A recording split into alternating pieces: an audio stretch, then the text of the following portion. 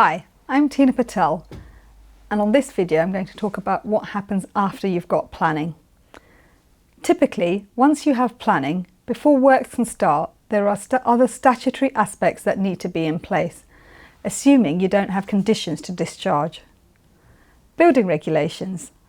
This stage covers the structure and safety of the build, as well as things like how thick the installation needs to be, drainage and fire regulations. Architectural drawings would be prepared that outline requirements to meet compliance. Prior to works commencing on site, an application is made to either a private building regulation company or the council for approval.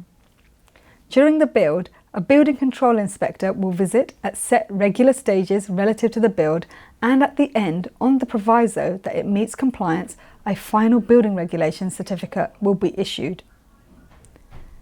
In addition to building regulations, from a statutory perspective, party wall consents may be required.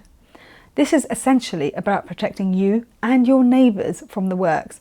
Party wall matters can include neighbouring properties that are up to 6 metres away, so it is not just properties that are directly adjoining neighbours that share a common party wall. The party wall process can be complex, and it is best dealt with at the outset so as to avoid any potential claims from neighbours going forward, or worse still, an injunction if the relevant notices are not in place. Once the appropriate notices are served, your neighbours have a number of ways in which to react.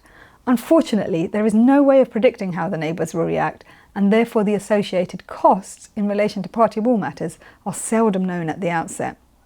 That said, if your neighbour opts to engage their own party wall surveyor, their reasonable fees would need to be paid by you if you are undertaking the work, including the cost of any surveyor that you may have engaged on your behalf.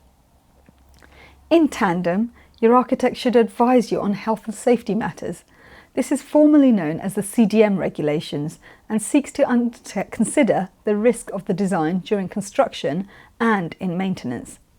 Each party to the project has obligations under the CDM regulations, and it can be a criminal offence to not comply. We will provide you a pre-start health and safety package before works commence if engaged to undertake this service, and a copy of this should be passed to the build team. In addition, you should seek to retain a copy once works are complete so that you are aware of any known risks during the maintenance of the building.